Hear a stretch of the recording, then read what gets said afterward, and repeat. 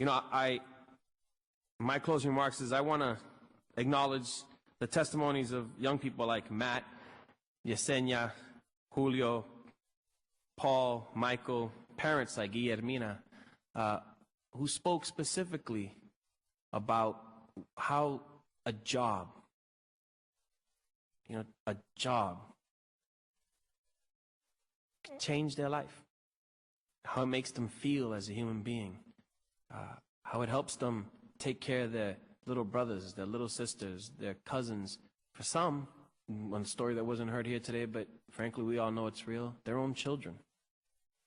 How a job allows them to feel and let them know that they actually are productive members of our society, that they do in fact matter, that their voice is important in the work that we do. For those of you who came today and those of you who made sure others came today, that does not go unnoticed. That's very noticed. I'm so proud of the young people and the work that you did for the rally that we had before this, for the hearing that we had now. Those of you who are listening now and those who had to leave early, I am assuming they all left early because they had homework to do. I'm so proud of you. And just know that I feel the very least I can do as a member of the city council, someone who was born and raised in this city, who went to the public schools here in Boston, and who benefited himself from a summer job. The very least I can do is make sure that those who are just one generation below me have the opportunity to have the same exact benefits, so that one day maybe 1, 2, 3, or 13 of you are sitting here doing the same thing for the next group. As you heard, we've heard some really tough things.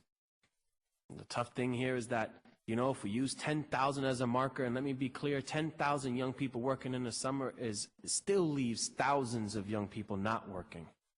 But even if we use that number of 10,000, which we've been able to hit a few years in a row now, there's a prediction that because of federal cuts, we're going to be at minus 2,400 jobs. That's devastating. That's less and less Matts and Yesenias and Julios and Pauls and Michaels. And that's more Guillerminas not knowing what to do with their young children and not having that income to help them get by. And so I'll close this hearing simply by saying that I know my good friend Councilor Yancey, I know this city council that I sit on, and I know this mayor that we work with remain committed to the issue of jobs. Today we were specifically and mostly talking about summer jobs, but frankly we really are talking about year-round jobs. The best social program in the world is a job. And so we remain committed to that issue. I thank you all for being here.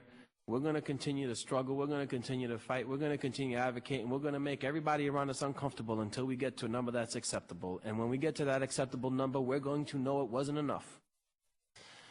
And so I thank you all for everything you've done to date. And just know that we will continue to need you. A lesson here is that this government only works as well as the people who we represent demand it to. That is just fact. And so I'm so proud that you're here. Continue to make those demands and show up and be present. And our office will make sure everyone knows when important hearings and issues are coming up. But be present and take the time to make those phone calls. Call your city councilors, call your mayor, call your state representatives, call your congressman, call your senators, call your president. Because I know they listen. I know that because I do. We keep track. And so I thank you so much for your time. I thank you so much for the effort. And I'm proud to adjourn this hearing knowing that we have a lot of work to do, but we're going to do it together. So thank you.